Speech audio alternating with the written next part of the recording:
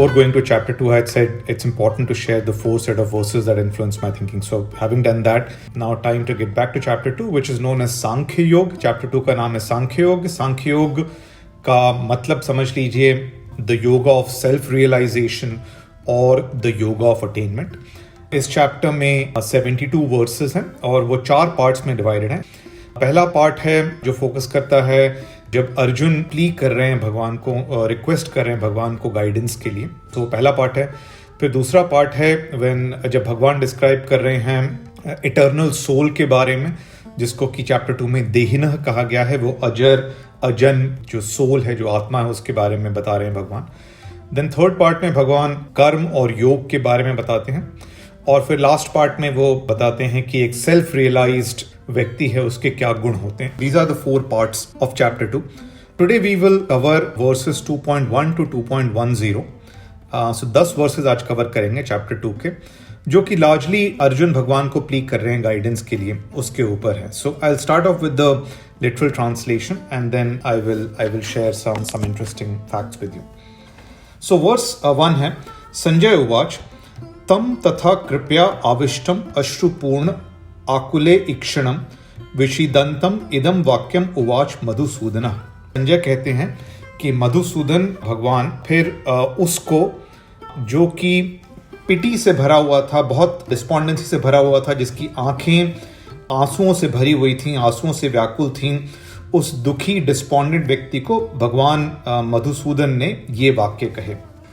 Then verse 2 is Shri भगवान उवाच कुतः त्वा कश्मलम इदम विष्मे समुपस्थितम अनार्यजुष्टम अस्वर्गयम अकीर्तिकरम अर्जुन. भगवान कहते हैं कि इस मुश्किल समय में कैसे तुम इस दुविधा में, इस डिस्पॉन्डेंसी में फंस गए हो और पहुंच गए हो. ये जो है ये अनार्य है, ये आर्यों के लिए उपयुक्त नहीं है, ये बिहेवियर आर्यों के उपयुक्त बिहेवियर नहीं है, ये अस्वर्गयम है, मतलब ये स्वर्ग को पहुंचाने का रास्ता नहीं. वो जो स्वर्ग का तात्पर्य शाश्वत शांति से हमेशा रखें, तो ये शाश्वत शांति को पहुंचने का मार्ग नहीं है, और न ये कीर्ति का मार्ग, ये कीर्ति नहीं क्रिएट करेगा तुम्हारे लिए अर्जुन. देन वर्स 3 इज क्लैव्यम मा स्म गमः पार्थ न एतत् त्वयि उपपद्यते क्षुद्रम हृदय दौर्बल्यम त्यक्त्वा उत्तिष्ठ परंतप. तो भगवान कहते हैं कि ये जो दुर्बलता है, इसकी तरफ मत जाओ पार्थ, ये तुम्हें शोभा नहीं देता. अपने हृदय में जो ये क्षुद्र दुर्बलता है, इसको फेंको, इसको छोड़ो और खड़े हो हे अर्जुन. ये फेंट हार्टेडनेस छोड़ो और खड़े हो हे अर्जुन. वर्स 4 इज अर्जुन उवाच कथम भीष्मम अहम संख्ये द्रोणम च मधुसूदन इशुभि प्रतियोत्स्यामि पूजार्हा अरिसूदन.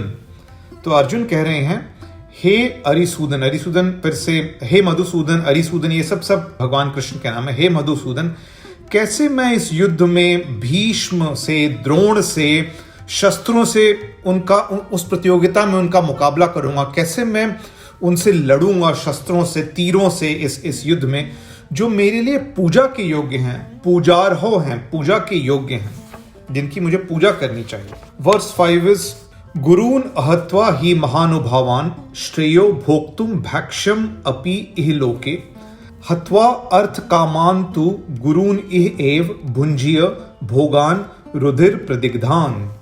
तो अर्जुन अभी कह रहे हैं कि ये जो मेरे महान गुरु हैं, महानुभाव गुरु हैं, इनकी हत्या से तो बेहतर है कि मैं इस लोक में भीख मांग के अपना गुजारा करूं, भीख मांग के रहूं.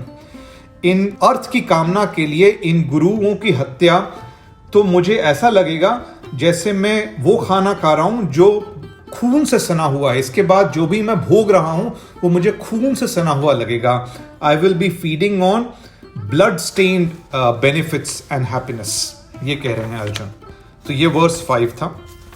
देन वर्स 6 इज न च एतत् विद्यः कतरत नो गरीयो यत वा जयेम यदि वा नो जयेयुः यान एव हत्वा न जिजीविषामः ते अवस्थितः प्रमुखे धार्तराष्ट्र.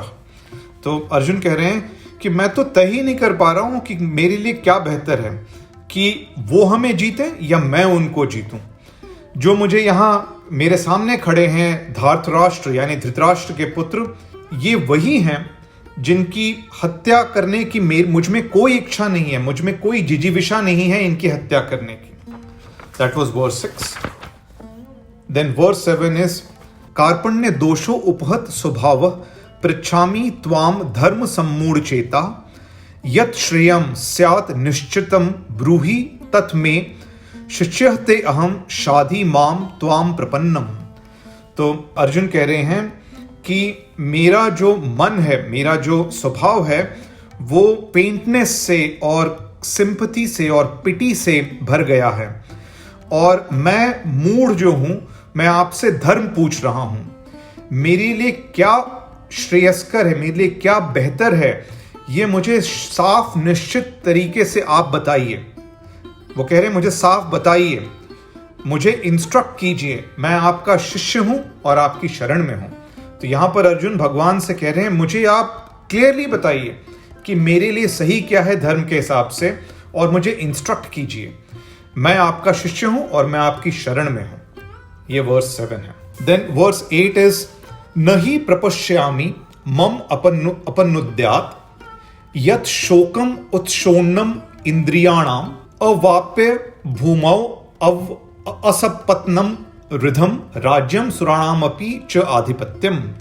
फिर से पढ़ दे रहा हूं, न ही प्रपश्यामि मम अपनुद्यात् यत् शोकम उत्शोन्नम इंद्रियाणाम अवाप्य भूमौ अस्पत्नम रिधम राज्यम सुराणामपि च आधिपत्यम।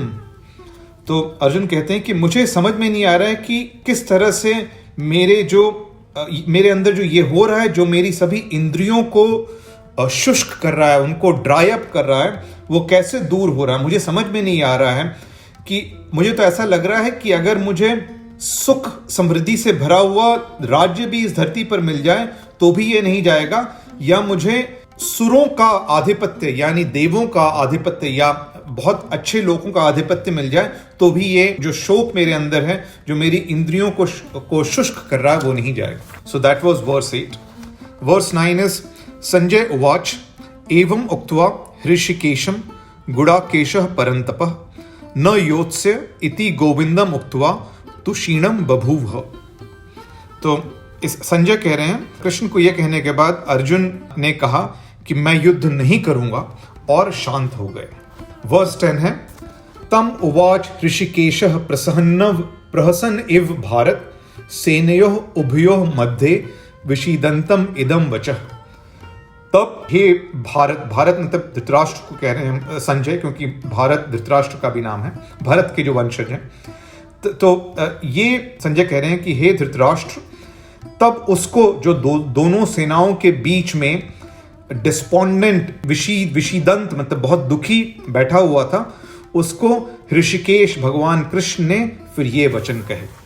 तो ये वर्स 10 है। ये 10 वर्सेस, इसके बाद भगवान फिर बताना शुरू करते हैं जो मैंने पहले कहा 3 पार्ट्स में वो एक्सप्लेन करेंगे।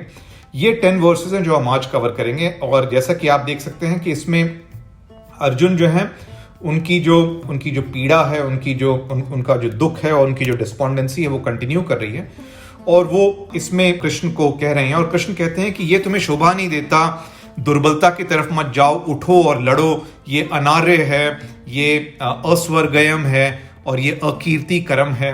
लेकिन फिर भी अर्जुन कहते हैं कि मुझे तो समझ में नहीं आ रहा, अब मैं आपकी शरण में हूं और आप मुझे इंस्ट्रक्ट करें, मुझे साफ साफ बताएं कि मेरे लिए धर्म क्या है, और जब तक ये नहीं होगा तब तक मैं युद्ध नहीं करूंगा।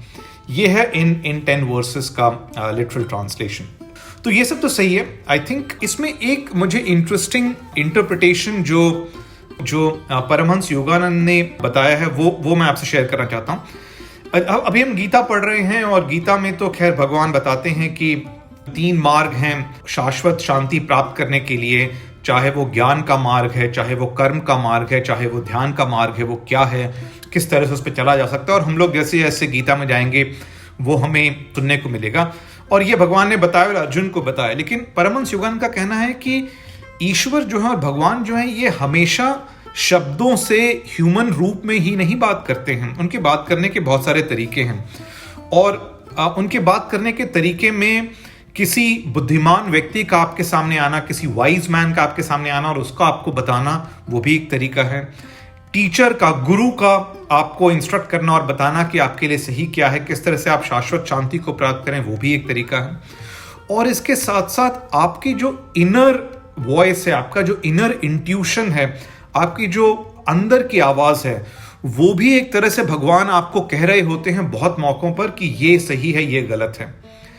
परमहंस योगानंद ये भी कहते हैं कि किसी वाइज मैन, ज्ञानी का या टीचर का कहना तो सरल होता है, समझ में आता है कि हाँ ये बुद्धिमान व्यक्ति ये मुझे कह रहा है या टीचर मुझे कह रहा है, तो वो समझ में आना तो आसान होता है, आदमी उसके ऊपर सोच सकता है। इनर इंट्यूशन या इनर परसेप्शन या अपने अंदर की आवाज को सुनना सही तरीके से और उसको, उस अंदर की आवाज को सुन के उसमें सही तरह से एक्ट करना मुश्किल होता है। लेकिन ये फिर भी सच है कि भगवान, आप ईश्वर ज्ञान जो दे रहे हैं, आपको सही तरीका जो बता रहे हैं, वो आपके अंदर की आवाज से, आपकी अंतरात्मा की आवाज से भी बात करते हैं आपसे। And inner intuition is also a way in which God may counsel his devotee. This is what Paramahansa Yogananda says. I hope you liked it. कल हम फिर वर्स 11 से चालू करेंगे और that will then get into कि भगवान गीता के जो मोस्ट इंपॉर्टेंट वर्सेस हैं वो क्या कह रहे हैं, मोस्ट इंपॉर्टेंट बातें क्या बता रहे हैं। Thank you.